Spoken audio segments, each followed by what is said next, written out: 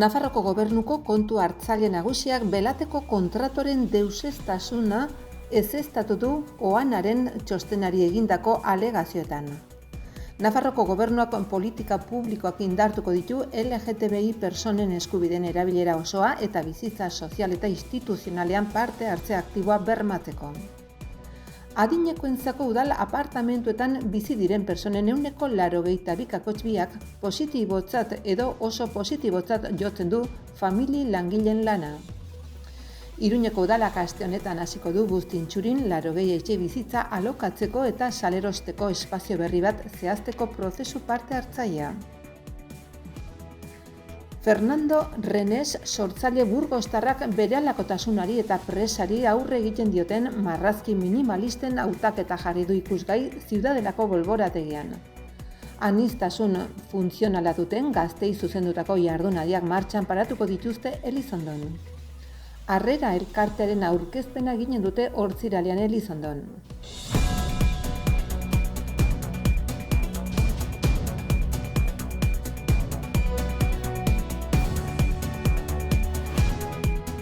Nafarroko Gobernuko kontu hartzailetza nagusiak egindako alegazioak gogor gezurtatzen dute belateko tunelen bikoizteko lanen esleipenak zuzenbide osoz nulutzat jotzea kalifikazioa, merezi duenik.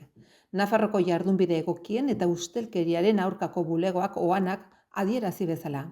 Era berean baztertu zuen lurralde kohesiorako departamentuak. Gainera kontu hartzailetza nagusiak kontratu publikoen inguruko foru lege aplikatzea mugatzen du Nasubinsa bezalako sozietate publiko baten kasuan. Nafarroko enpresa korporazio publikoaren interpretazioaren bat eginez. 2018an eta 2022an etxebizitza babestuen sustapenei buruzko deuseztasun akatsa ere ezeztatzeko. Belatetik hasita kontu hartzailetza nagusiak uste du organo kolegiatuen borondatearen eraketa arautzen duten funtsezko arauak urratu direla irmo esan alizateko, beharrezkoa dela arau horiek berariaz zehaztuta egotea ordenamendu juridiko positiboan, hau da lege mailako xedapen orokor batean, eta kontratazio mailaren jardunari dagokionez, txostenaren arabera ezin da esan legeak berariaz eskatzen duenik, zuzenbidearekin bat datorren deliberazio regular baten aurrean egoteko bilera presentzial edo telematiko bat behar dela. Belateren kasuan kontratazio mahaiko kide guztiek sarbidea zuten mezu elektronikoak gurutzatuta deliberazio egokia bermatu ahal izan zen. Kidek iritzia nahiko oinarritua osa zezaten. Izan ere, jasota dago denek askatasunez adierazi ahal izan zutela, eta beraz nahi izan zutenek boto partikularrak eman ahal izan zituztela eta hala egin zutela, egiaztatu du kontu hartzailetza nagusiak. Eta gaineratu du, kide anitzeko organoaren borondatea osatzean erabateko deuseztasuna dakarren akatsa egon dadin ura ezabatzeak edo desagertzeak aldaketa ekarri beharko luke bozketaren azken emaitzan edo azken batean kide anitzeko organoaren azken erabakian. Kontratazio mahaiko lehendakariaren jarduera zehatzari dagokionez kontu hartzailetza nagusiak honako hau adierazi du, lehenik eta behin. Ezin da esan ez da ere esleipen proposamenari dagokionez adostasuna edo gehiengoaren bozketa lortzeko metodoa berariaz ezartzen duen araurik dagoenik. Eta honako hau gaineratzen du adibidez. Baliteke bokal teknikoetako bati eskatzea behar bezala arrazoitutako proposamen bat egiteko, gainerakoek bozka zezaketena, edo esleipen proposamen horren ondoriozko beste edozein formula.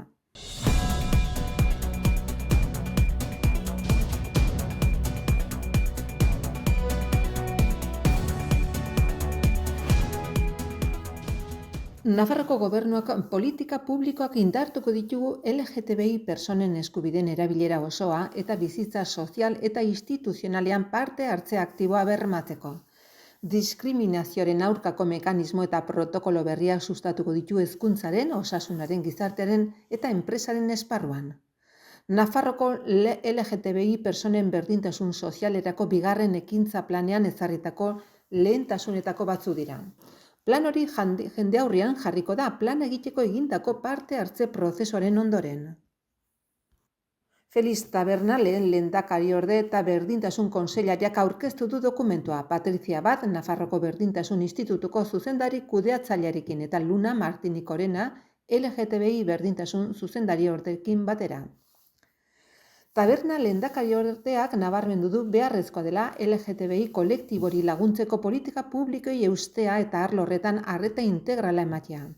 Plan berriaren mugarrien artean LGTBI fobiaren aurkako behatokia martxan jartzea, arreta sare publikoa zabaltzea.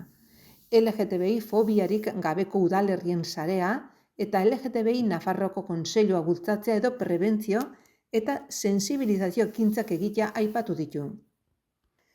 Hezkuntza sistemari dagokionez haur hezkuntzatik unibertsitatera arte aplikatzen diren kudeaketa edukiak eta hezkuntza praktikak berrikustea eta eguneratzea aurreikusten da, bai eta ikerketa proiektuak eta sensibilizazio ekintzak egitea ere. Plan hau egiteko prozesuan egindako inkesten arabera LGTBI persone beraiek identifikatzen dituzte trans, intersex eta queer personak laguntza handiagoa behar dutenak bezala. Bertzalde adingabeek, migratzaileek, desgaituek edo LGTBI adinekoek eskaera espezifikoak dituzte eta ez dira beti aintzat hartzen. Gainera erantzun egokitua behar duten eskaera propioak dituzten kalteberetasun eremuak dituzte, esaterako, familia aniztasuna, etxegabetasun egoerak edo LGTBI personen salerosketa.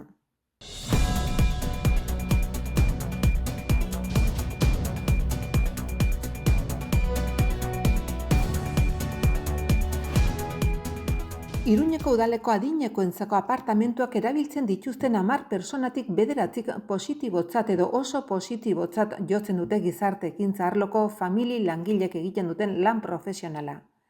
Iruñeko udala berak egindako inkesta batean datuak dira, udal apartamentu horietan bizi diren personen artean, egunero haiekin dagoen famili langilearen figura ebaluatzeko. Iruñeko udalak 154 apartamentu ditu hiriko 5 auzotan banatuta, Iturraman 42 apartamentu, Txokoberria, Donibanen 36 apartamentu, Arga Arrotxapean 32 apartamentu, Ansoleaga Aldezarrean 9 apartamentu eta Milagrosan 34 apartamentu. 85 erabiltzailek erantzun diote inkestari, 55 balorazio oso positibotzak, 74,7%. 20 balorazio positiboak 23,6%, 10 baloratzen neutroa 11,7% eta balorazio negatibo edo oso negatiborik ez da izan. Txema Mauleon gizarte ekintzako udal zinegotzi ordezkariak ezagutzera eman ditu inkesta honen datuak. Pasaden urteko ekainan, 75 urtetik gorakoentzako udal apartamentuetan famili langileren figura ezarri ondoren.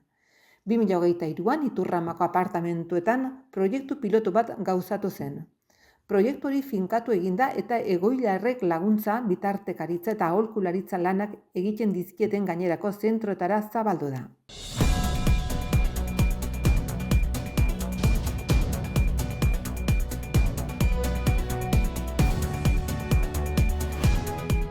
Asteazken honetan urriaren 8an Buztintxurin auzoko lurzati bat gaur egun debaldezko aparkaleku gisa erabiltzen dena 80 etxebizitza hartuko dituzten eraikinetan bizitegi erabilera kolektiboko lurzati bihurtuko duen lege aldaketari buruzko informazio saio bat egingo da.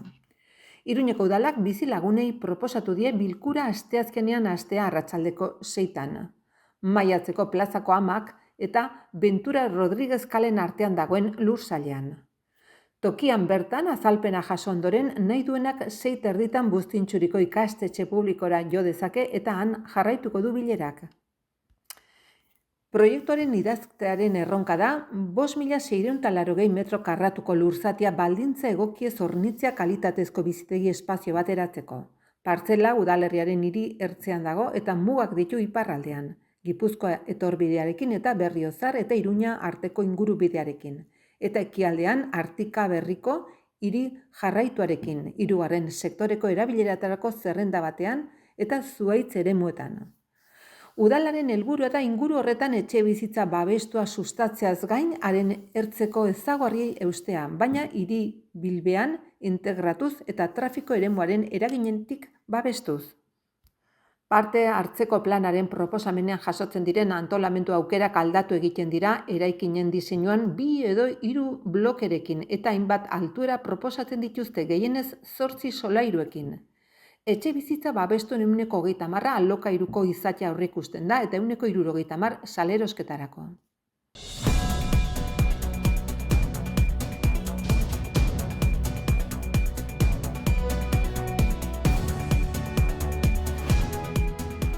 Fernando Renesen Merkurioren disidentzia erakusketa urriaren 3 azaroaren 16 bitarte egonen da ikusgai Ziudadelako bolborategian. Artista burgostarrak marrazki multzo bat hautatu du eta horrez gain aretora ongi etorri emateko, lauzaz osatutako mosaiko bat sortu du. Erakusketa aurkeztu dute Inigo Gomez Egiluz Kultur Jai eta Kirol alorreko zuzendariak eta Fernando Renes sortzaileak. Merkurioren disidentzia erakusketaren marrazki gehienak 2025ean sortua dira, baina lan zaharragoak ere badaude. Baita substratu sedimentarioen antzerako beste batzuk ere. Collage teknikari esker hainbat garaitako marrazkiak gain jartzen albaitira. Tinta akrilikoa eta akuarela baliatuta, paper gainean eginiko 33 marrazki dira, eta hoietako batzutan collage teknika erabili da. Bertzalde erakusketaren ongietorria emateko lauzaz osatutako mosaiko bat dago ikusgai.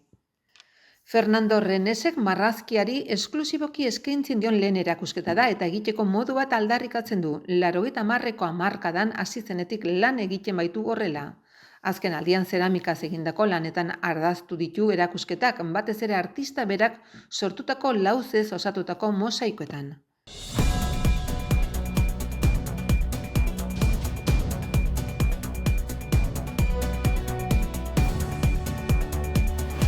Aniztasun funtzionala duten gaztei zuzendutako jardunaldiak martxan paratuko dituzte Elizondon. Batera aske elkarteak urritik abendura bitarte, aniztasun funtzionala duten gaztetxoendako aisialdirako eta garapen personalerako tailerrak antolatu ditu Elizondoko lanbide eskolan. 5 saio eskainiko dira guztira eta helburuak konfiantzazko gune bat sortzea izanen dela ziurtatu dute. Are momentuak gozatzea eta laguntasun loturak bultzatzea ahalbidetuz.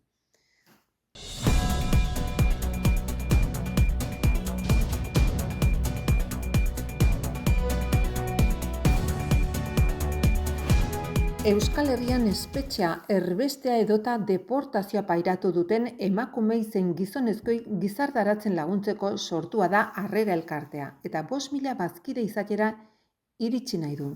Helburu horrekin aurkezpenak egiten ari dira herriz herri. Aste honetan Elizondora hurbilduko dira. Ostiralean izanen da, urriaren 10ean, Elizondoko Amezti elkartean eginen dute hitzordua, arratsaldeko 7:30.